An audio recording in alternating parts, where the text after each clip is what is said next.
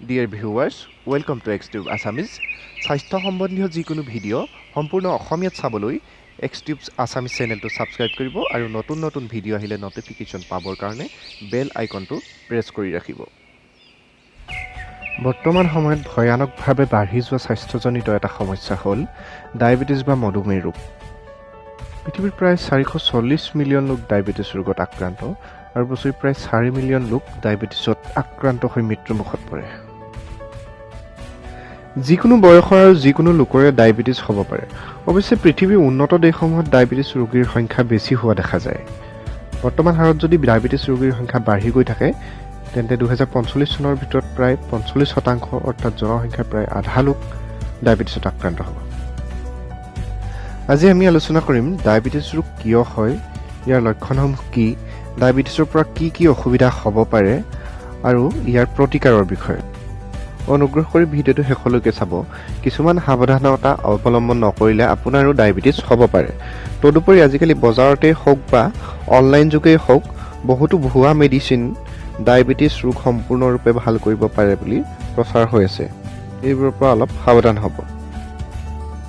কাৰণ এটা কথা মনত ৰাখিব, ডায়েবেটিছ এবাৰ হ'লেই ইয়াক ভাল কৰিব পৰা ঔষধ বৰ্তমানলৈকে আৱিষ্কাৰ হোৱা নাই।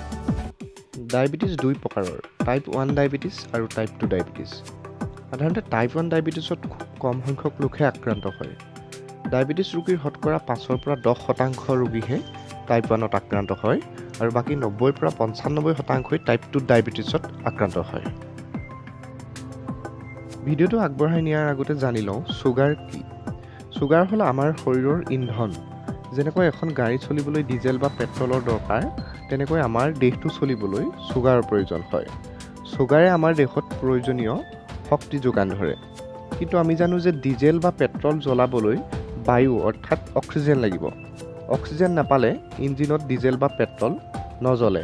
ঠিক তেনেকৈ আমাৰ শৰীৰত ছুগাৰ জ্বলাই বা বাৰ্ণ কৰি শক্তি আহৰণ কৰিবলৈ ইনচুলিন নামৰ এবিধ হৰমনৰ প্ৰয়োজন। ইনচুলিন পেংক্ৰিয়াছ বা অগ্নাশয় গ্ৰন্থিৰ পৰা নিৰ্গত হয়। মই কনচেপ্টটো ভালকৈ বুজাবলৈ আমাৰ দেহটো গাড়ীৰ ইঞ্জিনৰ লগত তুলনা কৰিছোঁ, যাতে কথাখিনি আপোনালোকে ভালকৈ বুজি পায়। এতিয়া আলোচনা কৰোঁ টাইপ 1 ডায়েবেটিছৰ বিষয়ে। টাইপ 1 ডায়েবেটিছত পেংক্ৰিয়াছ বা অগ্নাশয় গ্ৰন্থিয়ে ইনচুলিন সঠিক মাত্ৰাত প্ৰস্তুত কৰিব নোৱাৰে। আমাৰ তেজত ছুগাৰ যথেষ্ট থাকিলেও ইনচুলিন ভালকৈ প্ৰস্তুত নহয় কাৰণে ছুগাৰখিনিৰ ভালকৈ জ্বলাই বা বাৰ্ণ কৰি শক্তি আহৰণ কৰিব নোৱাৰে। যেনেকৈ এখন গাড়ীত তেল থাকিলেও যদি বায়ু বা অক্সিজেন নাপায় তেনেহ'লে ভালকৈ নচলে আৰু তেতিয়া বেছিকৈ ধোঁৱা ওলায়। ঠিক তেনেকৈ তেজত থকা ছুগাৰখিনি ভালকৈ ব্যৱহাৰ কৰিব নোৱাৰাৰ কাৰণে প্ৰস্ৰাৱৰ লগত ওলাই যায়।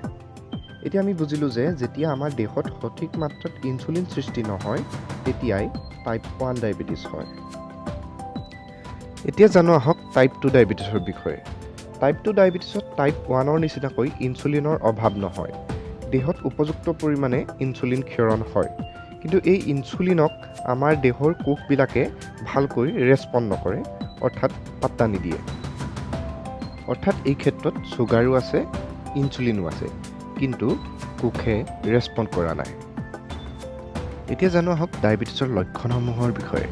ডায়েবেটিছৰ প্ৰধান 3টা লক্ষণ হ'ল বেছিকৈ প্ৰস্ৰাৱ লগা, বেছিকৈ ভোক লগা আৰু বেছিকৈ পিয়াহ লগা। পলিউৰিয়া, পলিফেজিয়া আৰু পলিডিপচিয়া, অৰ্থাৎ 3টা পি। এইকেইটাৰ উপৰিও আন প্ৰধান লক্ষণ হ'ল ওজন কমা আৰু ভাগৰ লগা। সময়ৰ লগে লগে আন কিছুমান লক্ষণ দেখা দিয়ে, যেনে চকুৰে ভালকৈ নেদেখা, কটা ঘা ভালকৈ নুশুকোৱা, মূৰৰ বিষ, ছালৰ খজুৱতি, নিউৰলজিকেল পেইন আদি। ডায়েবেটিছৰ কাৰণ কি? টাইপ 1 ডায়েবেটিছত পেংক্ৰিয়াছৰ ইনচুলিন সৃষ্টিকাৰী বিটা চেলবিলাক ধ্বংস হৈ যায়। ই হৈছে এটা ইমিউন ছিষ্টেমত হোৱা ডিছঅৰ্ডাৰ, গতিকে ইয়াক হোৱাত আমি বাধা দিব নোৱাৰোঁ। আনহাতে টাইপ 2 ডায়েবেটিছৰ প্ৰধান কাৰণ হ'ল অধিক ওজন বঢ়া আৰু পৰিশ্ৰম নকৰা। তদুপৰি খাদ্যৰ ওপৰতো ই নিৰ্ভৰ কৰে। কেতিয়াবা অত্যাধিক ছুগাৰজাতীয় খাদ্য খোৱাৰ ফলত টাইপ 2 ডায়েবেটিছ হ'ব পাৰে। তদুপৰি বেছিকৈ ফেটজাতীয় বস্তু খালেও টাইপ 2 ডায়েবেটিছ হ'ব পাৰে। যিসকল লোকে বেছিকৈ ভাত খায় তেওঁলোকৰো টাইপ 2 ডায়েবেটিছ হোৱাৰ চান্স বাঢ়ি যায়। গতিকে কিছুমান কেয়াৰ লৈ আমি টাইপ 2 ডায়েবেটিছৰ পৰা বাচিব পাৰোঁ।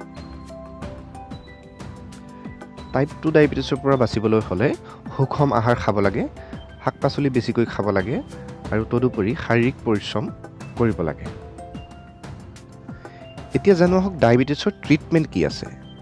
মই আগতেই উল্লেখ কৰিছোঁ যে এবাৰ ডায়েবেটিছ হৈ গ'লে লাগিলে টাইপ 1 হওক বা টাইপ 2 হওক, ইয়াক ভাল কৰিব নোৱাৰি, কেৱল নিয়ন্ত্ৰণতহে ৰাখিব পাৰি। ব্লাড চুগাৰ এটা লেভেলৰ ভিতৰত ৰখাটো অতি জৰুৰী।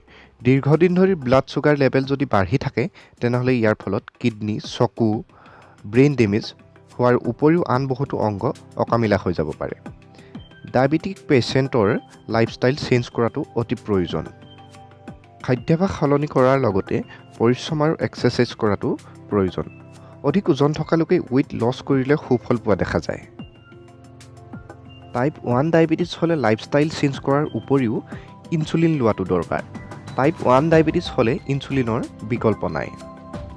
আনহাতে টাইপ 2 ডায়েবেটিছ নিয়ন্ত্ৰণ কৰিবলৈ কিছুমান ঔষধ বা টেবলেট আছে।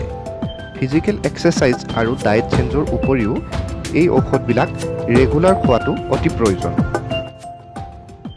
ডায়েবেটিছ হ'লেও কোনো ভয় খোৱাৰ প্ৰয়োজন নাই, কাৰণ ব্লাড চুগাৰ নিয়ন্ত্ৰণত ৰাখিলে সম্পূৰ্ণ সুস্থ হৈ জীয়াই থাকিব পাৰি।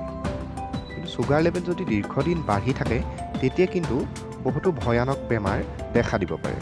ইয়াৰ বিষয়ে আন এটা ভিডিঅ'ত আমি আলোচনা কৰিম। ভিডিঅ'টো শেষলৈকে চোৱাৰ কাৰণে ধন্যবাদ। যদি চাই ভাল পালে তেনেহ'লে লাইক কৰিব, শ্বেয়াৰ কৰিব আৰু এনেকুৱা ভিডিঅ' চাই থাকিবলৈ চেনেলটো ছাবস্ক্ৰাইব কৰি দিব।